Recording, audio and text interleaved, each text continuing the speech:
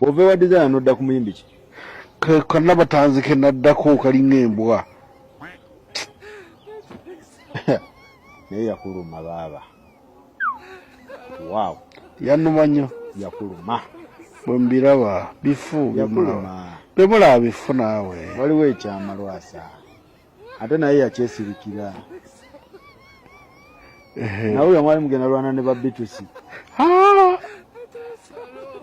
Kyankyaza naye nga mpire gye kikwate kinyiga wali nenga tuli ku TV ate. Kyakukyaza. Lwasa. Kiraba? Okiraba? Kiraba. Kyakuchamuka? Agundi.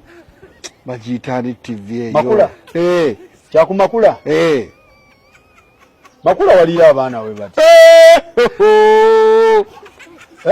Oyo azannya oyo era womanya amwekana. BBS omutinde gulina.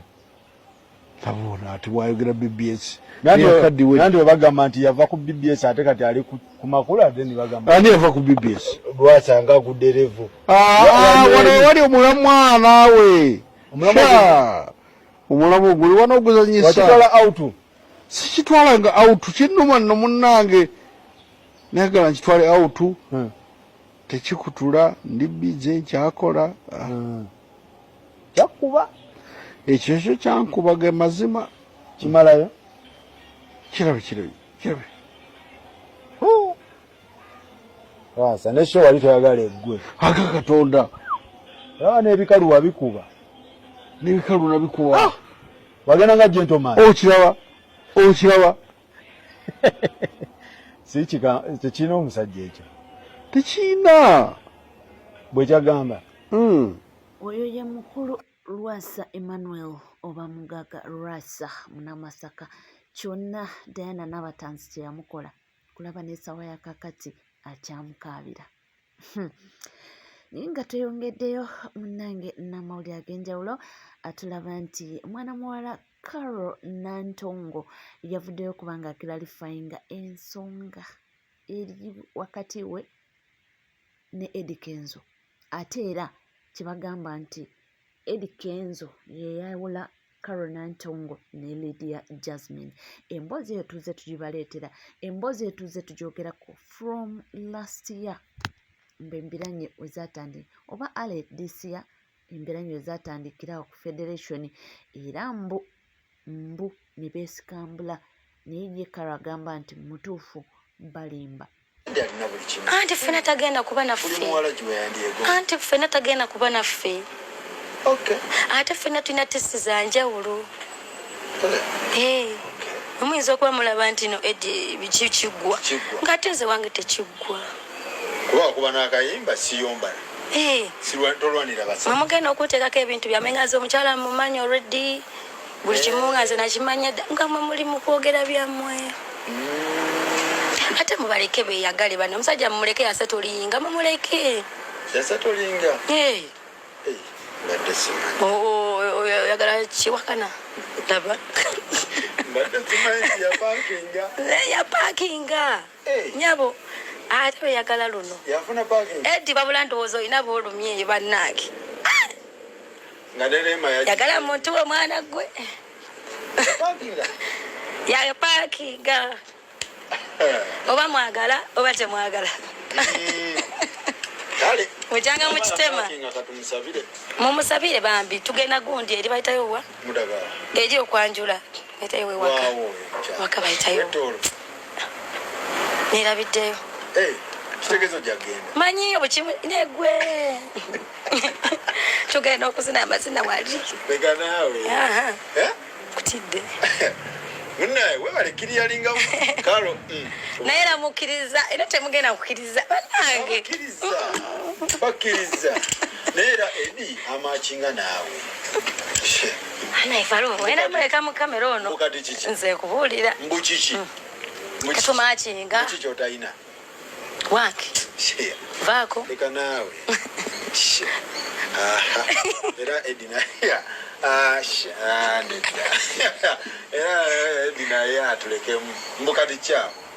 kikyatalaba tekanze mwana tumuveeko ayagala omuntu we kati balaba mpeta ya kalondoza kwekubigira bati ne babiwunzikira siina mpeta kuba neno nayo yakiyaye siina mpeta ate sibalagangako mpeta yonna kati oye mukyala Carol Nantongo bino nno okukomawo bidiridde ebyabaddewo juzi wali ku Serena Hotel bagamba nti Eddie Kenzo yajjira okusapootinga David Lutalo ate n'akwata akazindaalo okuyimba waliwo oluyimba olwo lwayimba n'agamba nti sikyali singo kubanga nafuna nyamutoolo kakati awo akavidiyo waliwo akatambi akadde ka trending nti mbo Eddie Kenzo yagamba nafuna nyamutoolo awo nno Lydia Jasmine bwenaazinga omumwa naguza mu nnyindo akatambi mwakalabye konna konna ate ng'ebintu ebyetoololera awo Lydia Jasmine Carol Nantongo bibadde awo webityo yindooza amaze okukkirira amugambye nti munnange ssebo Eddie yagala omuntu nti ebigambo bingi bye baakwogerangako naye mukama mulungi kati wafuna omuntu akwagala ebyaddala nga tuvuddeko omunnange nako regular honorable Segirinya Muhammad yavuddeyo ne yeebaza abantu b'e Kawempe North nti mumwagadde nnyo era nti mwebale mu mbeera yonna mwayita mu bulumi obw'ekitalo naye temumulekeredde nti kimuwa essanyu okulaba nga mufuisa akadde kamwe ne mumukyekingako era yonna gye muli ne mumusabira tanatereera bulungi naye agamba nti ajja kutereera mbalamusizza nnyo bannakawempe North mbategeeza nti ekindeese olwaleero kubwebaza nakumbeererawo mu mbeera etali nnyangu n'olwekyo buli wempulira nga munkoonyeeko mpulira essanyu ekisembayo bannakawempe nyongera okubategeeza nti ensonga ya Kawempe North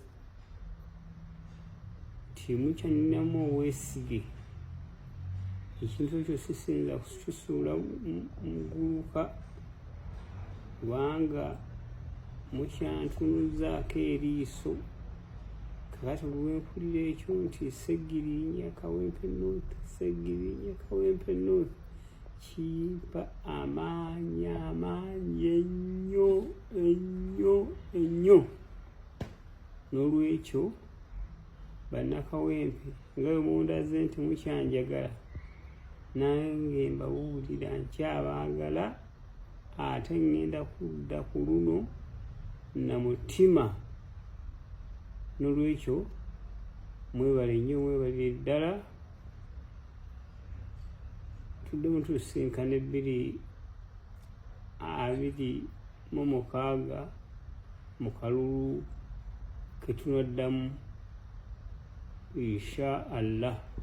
Oyo yesege waffe Kisebo ebigambo biva wala naye abagambye nti mu byonna abagambye nti come 2026 mumulabiranga ddala nti mulemu mwerabira bimutuuseeko byamutuukako naye yali nammwe ebbanga eryo yonna yali atandise obbakolera ku sipiidi eyayiriiri naye ebyatuukawo mwabiraba naye mukama wuuyo agenda amubikako akasube nga tuvuddeko ate mulowooza Honorable Francis Zaake tebamuyisizaamu eggaali abaana bamutabukidde bannange kino kika Zaake beerako siriyasi olw'olumu ogenda kuleetera bannayuganda abategeera okuyisaamu eggaali Zaake tereera gwe kennyini ng'omuntu okyasobola kubeera nga weerwanirira omusajja yakukuba eŋŋuumi okubula okutta okwekakkana nga gwe yagenza okulwanira emmwanyi y'abannayuganda nga gwe gwe batadde ku kitanda kyokka ate ovudde ku kitanda ogezaako era okukakasa bannamitiiyana nti bakulwanirire naawe ogenda kubalwanirira ddala ogenda kubalwanirira ki nga gwe omuntu osobola kwerwanirira lwaki muzannya bino ebyobufuzi bino bikifiiriza binene ebyobufuzi byammwe nze mmaze okulaba ndowooza omuntu ali omu gwe tuyimiridde naye ku peegi egi emu ye His Excellency Robert Kyagulanyi Ssentamu yavaamu statement eraga nti nno ye ng'omuntu tasobola kikolanga ye omuntu wabula tulina kikolanga bannayuganda naye mmwe mutandise okubeera nga muzannya binene ebyakifiiriza byammwe ogabagaba emitwalo 5 ogigabira ki lwaki obagabira mbu mwongere mu bizinesi kikyogezaako okukakasa omunayuganda ogezaako okukendeeza ku busungu bwa munayuganda gwe yaligambye nti na asigenda kuwa mitwalo 5 embeera ke kunyige tugenda tuka 2026 ng'omunayuganda alina ensonga lwaki alina okuluma ogwa wansi n'ogwa waggulu omunayuganda tugenda tuka mu 2026 ng'akimanyi nti eno protest vote mumugezaako baawa busente zaake olwanire munayuganda omulwanirire ekinga ne mumwanya yakutwala mu parliament ogirwanirira gwe kennyininyini wavaayo nga gugo batadde ku kitanda naye bannaaye zaake tereera ife bwe mulaba tetugenda kulowooza nno tubattira ku liiso tereera oba toyagala kuyuzaayuza zaake tooki nnyingi ezikukubyemu naye ng'abantu bakuleka mwe muleetera bannayuganda ngaffe okutandika okubakubamu ebituli ate nga n'ettooki zaffe gye zimulisa zirabayo tosobola kugamba mbu nno ogenda kulwanirira ani gw'ogenda olwanirira nga naye gwe kennyini tosobola kwerwanirira ng'omuntu walemye okwerwanirira tosobola wadde okwerwanirira buli we bakukwatako kukukuba mb'olwanirira bannayuganda ogenda balwanirira kinammwe lwaki temujjaawo no komedi wammwe kwegamba mmwe mulinganga abagamba nti mwateeka mu kigaali kyammwe mutuvuga mmwe mukifunamu ulumala ne muleeta ono komedi wavaawo ne muzzaawo ono wavaawo ne muzzaawo ono kati muli mu kwepareedingira 2026 zaake nze mbadde nsuubira nti statement yo yali baddeemu nti bannayuganda bannamitiiyana twekwate wamu kitole tugobe omusajja mu nsi yaffe zaake toyina kyosobola kukola ng'omuntu tewali kyosobola kukola zaake olaba mubaka muno yakubye engumi okubula okutta toyina kyosobola kukola mugjeewo komedi wammwe w'okisirusiru tumukooye mugjeewo ebyobufuzi byammwe mweno revolution bwe kibeera nga twagala kutwala nakyemalira naye nga mwaba muli mutuzannya kwiso bando kano kafuna kali tekafuna mutandise okwepareedinga zaake tereera toyogera by'otasobola tukoye komedi owa saakasi n'owokuba engalo tukoye komedi wammwe tukoye ebyobufuzi byammwe abaana bafudde mwe naye mwe mukyazanya byabufuzi byammwe ne 2026 mwagala kuleeta byabufuzi byammwe zaake tolina kyosobola kukola tereera abaana nga batandise omukuba left right center bagamba mbu batandise omukubamu ebituli mbu waliwo batategeera ebigenda mu maaso ate nga tuvuddeko eyo Honorable Mathias Mpuuga Nsamba ow'ekitiibwa gye vuddeko wanino batugamba nti bamutaddeko sanction tasobola kufuluma Uganda n'agenda emitalo w'amayanja naye essaawa eno wetwogerera USA yamulonze ng'omu ku abo ba observers okuwitinesinga akalulu kano akavuddeyo akaleka nga balangiridde omukulu Donald Trump nga president wa US omulundi omulala wa United States omulundi omulala wabula bo abamu babikubyemu nabyo ebituli bakubyemu tooki era balina endowooza yaabwe yino nzijukizza Mpuuga omuwala gwe nnakwana n'aŋŋamba mbu ekkomera ly'eruzira lyabwe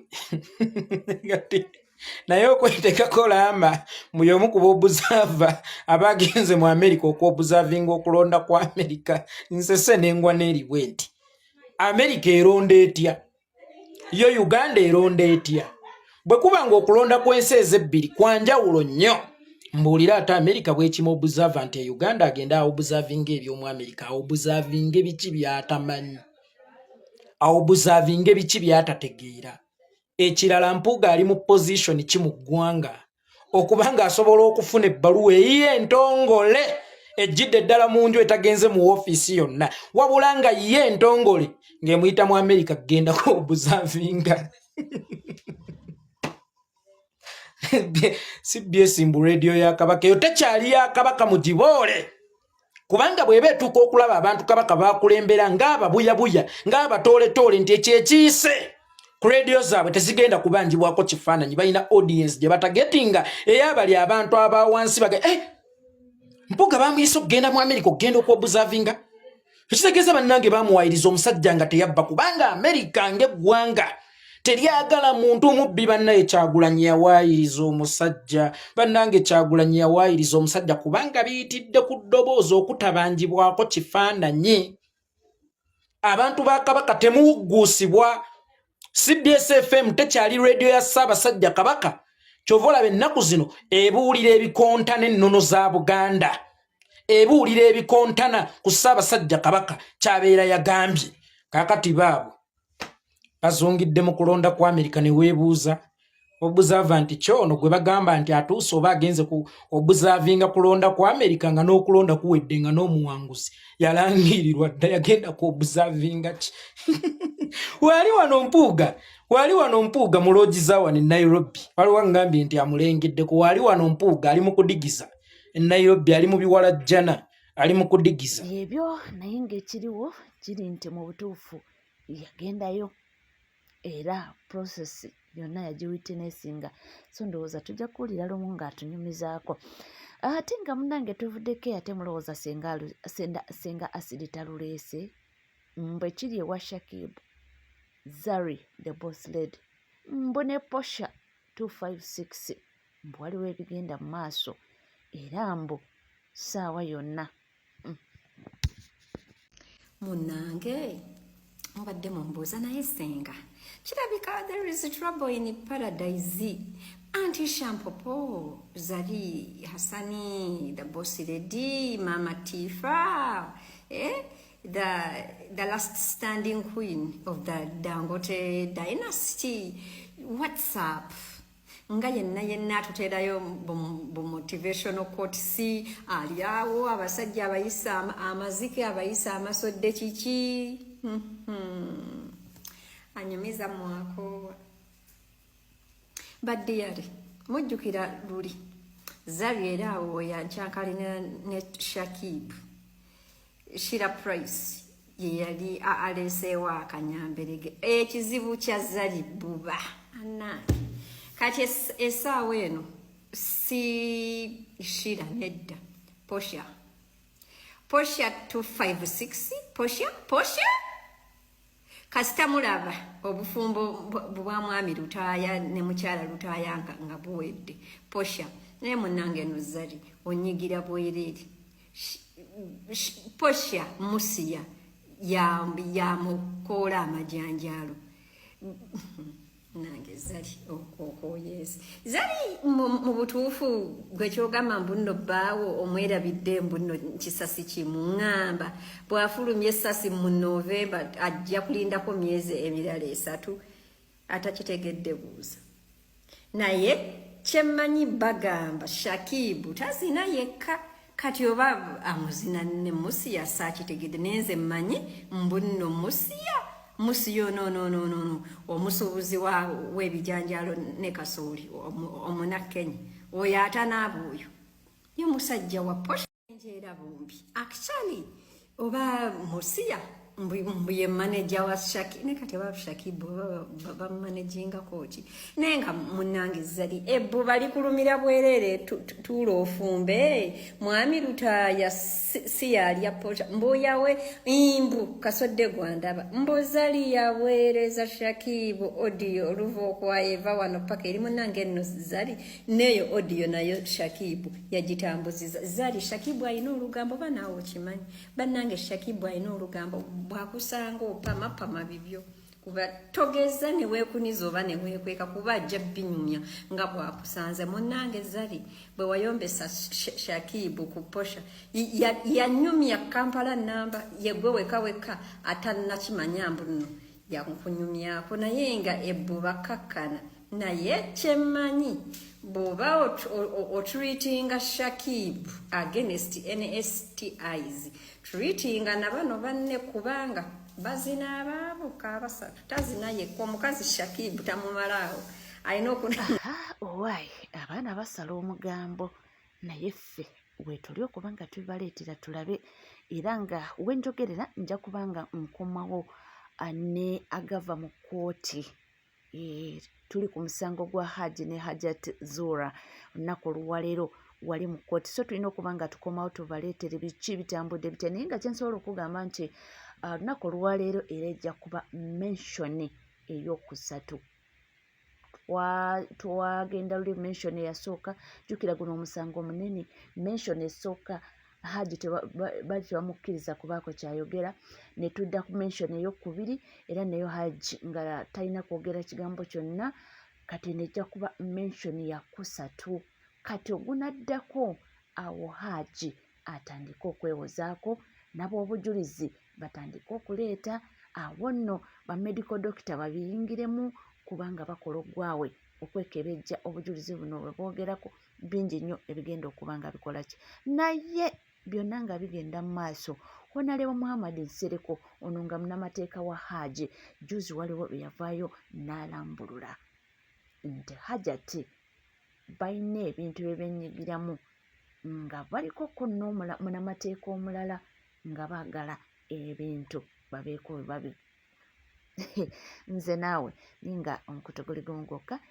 NCK TV woba nga tona subscribinga kekadde subscribinga ringinga that notification bell sharinga likinga ebisigadde nja kuba nga nkomawo nabyo tovaawo